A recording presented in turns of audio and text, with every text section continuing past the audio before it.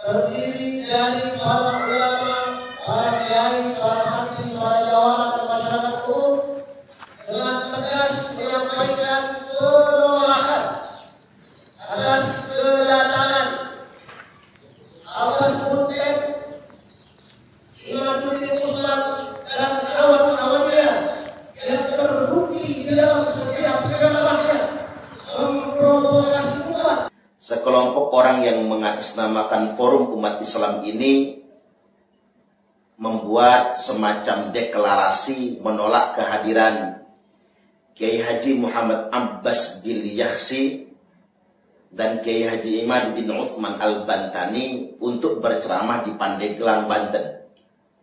Mereka punya alasan kalau ceramahnya Gus Abbas atau Kiai Imad itu provokatif. Coba kita kembalikan kepada mereka. Berani tidak mereka melarang Rizik Syihab atau Bahar Smith untuk ceramah di Pandeglang seperti deklarasi ini? Berani tidak? Padahal jelas-jelas ceramah Bahar Smith, Rizik Syihab juga bermuatan provokatif. Bahkan sudah beberapa kali dipidana gara-gara ceramahnya yang dinilai menyebarkan berita bohong.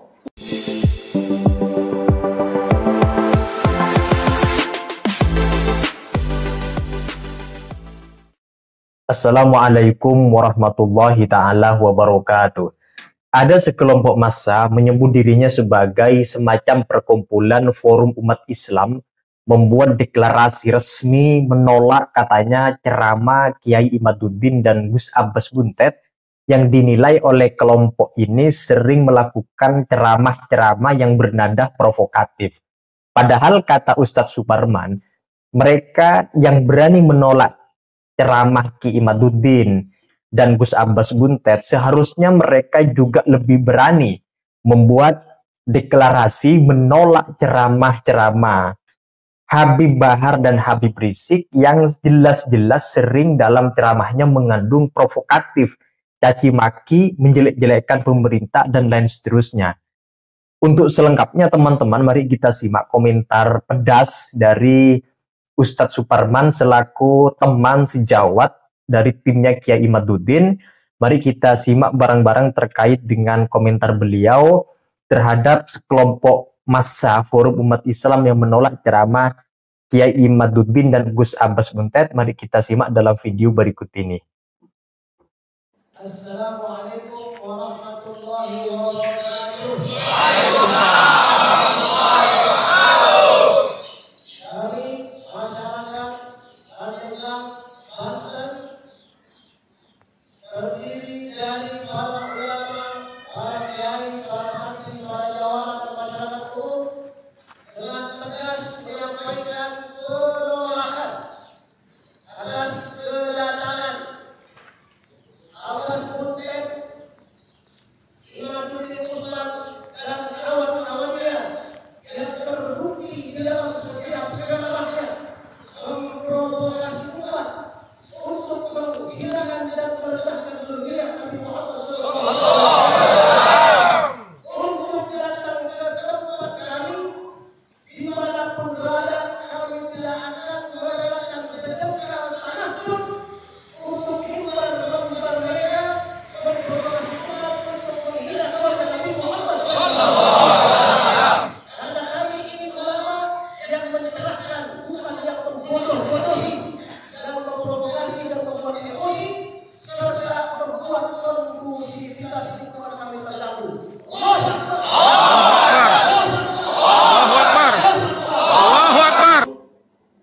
Sekelompok orang yang mengatasnamakan Forum Umat Islam ini membuat semacam deklarasi menolak kehadiran Kiai Haji Muhammad Abbas bin Yakhsi dan Kiai Haji Imaduddin Utsman Al-Bantani untuk berceramah di Pandeglang, Banten.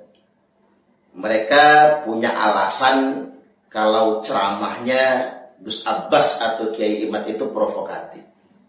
Coba kita kembalikan kepada mereka. Berani tidak mereka melarang Rizik Syihab atau Bahar Smith untuk ceramah di Pandeglang seperti deklarasi ini? Berani tidak? Padahal jelas-jelas ceramah Bahar Smith, Rizik Syihab juga bermuatan provokatif. Bahkan sudah beberapa kali dipidana gara-gara ceramahnya yang dinilai menyebarkan berita bohong, ujaran kebencian. Dan kita lihat jejak digitalnya, ceramah di mana-mana selalu bernada provokatif. Bahkan ceramah terbaru Rizik Syihab nantang-nantang, ngajak perang, memerintahkan untuk mempersiapkan celurit, badik, dan lain sebagainya. Ini kurang provokatif apa? Nah, Anda ini berani tidak untuk membuat deklarasi untuk menolak ceramah Rizik Syihab dan Bahar Smith dimanapun? Karena jelas terbukti jejak digitalnya sangat banyak sekali. Ceramah di mana saja nadanya nantang-nantang, memprovokasi, dan mencaci maki. Kemudian yang berikutnya dikatakan bahwasanya kami tidak membutuhkan ceramah yang provokatif. Kami membutuhkan ceramah yang mencerahkan. Lu jelas ceramah Gus Abbas dan ceramah Kiai Imad mencerahkan, menyadarkan umat ini. Itu benar-benar mencerahkan. Yang disampaikan ilmu. Tidak ada ngajak-ngajak perang. Tidak ada juga menghina orang lain. Yang disampaikan adalah ilmu. Ilmu yang bermanfaat. Terutama terkait dengan ada sekelompok orang yang telah mengaku-ngaku sebagai cucu Nabi, padahal mereka bukan cucu Nabi. Ini kan mencerahkan. Mestinya kita umat Islam yang ada di Indonesia ini, itu berterima kasih dengan Kiai Imad. Apalagi masyarakat Banten dan masyarakat Pandeglang. Kiai Imad itu asli Banten. Beliau adalah seorang ulama dan beliau telah mengungkap sebuah fakta berdasarkan dalil dan hujjah bahwasanya Bani Ba'alwi yang selama ini mengaku-ngaku sebagai cucu Nabi dan mengambil begitu banyak manfaat dari pengakuan tersebut telah terbukti bukan cucu Nabi. Berdasarkan dalil dan hujjah. Dengan demikian kita bisa sebut Kiai Imad Gus Abbas ini sang pencerah. Orang-orang yang mencerahkan kita semua. Jangan sampai kemudian kita memiliki keyakinan yang salah. Jadi kita ingin sederhanakan apa yang dilakukan oleh Kiai Imad sebagai salah satu putra terbaik Banten, sebagai salah satu ulama terbaik di bumi Nusantara, bahkan di dunia internasional hari ini, dan pergerakan perjuangan Wali Songo Indonesia yang dipimpin oleh Gus Abbas Buntet, ini adalah dalam rangka membangun kesadaran pencerahan untuk segenap bangsa Indonesia. Dan ini cara-cara yang terhormat. Mengapa saya katakan cara terhormat? Dikarenakan dilakukan dengan cara sosialisasi, dilakukan dengan cara diskusi, melakukan pengkajian, pencerahan, bukan dengan cara yang provokasi, apalagi nantang-nantang. Kemudian yang berikutnya, mereka menyebutkan Gus Abbas maupun Kiai Imad telah merendahkan dan menghina dzurriyyat Nabi. Saya ingin tegaskan, Gus Abbas dan Kiai Imad itu justru menjaga kemuliaan nasab suci Rasulullah Sallallahu Alaihi Wasallam, dan tidak pernah keluar dari lisan beliau-beliau itu hinaan dan celaan kepada dzurriyyat Nabi. Nggak ada. Apa yang dilakukan itu dalam rangka menjaga kemuliaan nasab suci Rasulullah Sallallahu Alaihi Wasallam. Jadi hari ini Bani Ba'alwi itu bukan cucu Nabi. Inilah yang harus kita luruskan. Mengapa kemudian muncul sekelompok orang ini ngotot banget kan? Seakan-akan mau perang. Karena Anda meyakini Ba'alwi itu cucu Nabi. Nah hari ini ada orang yang mendatangkan bukti hujah dan dalil. Ini bukan cucu Nabi. Mereka cuma ngaku-ngaku saja. Itu bukan menghina dzurriyyat Nabi. Bukan, justru menjaga nasab suci Rasulullah SAW. Nah, Anda yang ngaku kiai, yang justru membela Ba'alwi, dan kemudian menolak sang pencerah ini, Anda akan dimintai pertanggungjawaban. Di mana kita meletakkan akal pikiran kita, akal sehat kita, dan nurani kita? Ada orang yang ngaku-ngaku sebagai cucu Nabi. Coba nih, semua umat Islam yang ngaku-ngaku Islam hari ini, apalagi orang berilmu, ustaz, kiai, mubalik, ajengan, yang ngaku sebagai ustaz, yang mengaku sebagai orang yang berilmu. Ada orang yang ngaku sebagai anak cucunya Nabi kita. Terus mau kita biarkan begitu saja begitu. Mereka mengaku-ngaku. nggak pantas kita mengaku sebagai umat Nabi. Sekali lagi saya coba ingin tegaskan bahwasanya yang dilakukan Gus Abbas, yang dilakukan Kiai Imad, subhanallah, sungguh nilainya sangat mulia. Karena apa? Menjaga kemuliaan nasab suci Rasulullah Sallallahu Alaihi Wasallam. Kemudian yang berikutnya, dengan adanya deklarasi ini yang menurut saya ada dugaan bernada ancaman kepada Gus Abbas maupun Kiai Imad, di sini bangsa Indonesia bisa menilai. Nggak mungkin kan anak cucu Nabi menggunakan cara-cara ancaman, persekusi. Coba Nabi dulu dakwahnya diancam Quraisy, para sahabat disiksa, dipersekusi. Coba kita flashback ke masa lampau. Nabi berdakwah ditekan, dihina, dicaci maki, para sahabat diintimidasi, dipersekusi oleh kafir Quraisy. Sekarang kita lihat dengan mata telanjang siapa yang suka persekusi. Di Gresik, di Karawang kemarin, di Tangerang seorang kiai digeruduk oleh 300 lebih muhibbin. Kemudian di Karawang, kemudian mobil kiai dihancurkan, sahabat Banser dikeroyok rame-rame. Itu menyerupai cara-cara Quraisy. Itu kan cara kafir Quraisy. Nah, sekarang buat umat Islam di Indonesia, termasuk saudara-saudara umat Islam yang ada di Pandeglang, ayo kita buka mata, buka telinga, buka hati kita lebar-lebar. Cara-cara yang mereka tempuh sama dengan cara-cara kafir Quraisy. Kalau mereka itu adalah zuriat Nabi, gak mungkin.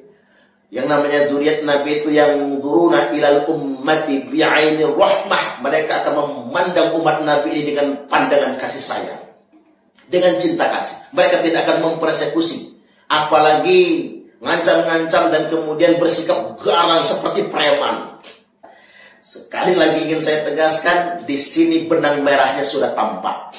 Yang suka mempersekusi, yang suka nantang-nantang, yang suka ngajak perang, mengintimidasi, menganiaya, itu kerajaan kafir Quraisy terhadap para sahabat Nabi terdahulu kala. Dan sifat itu diwarisi oleh mereka ini.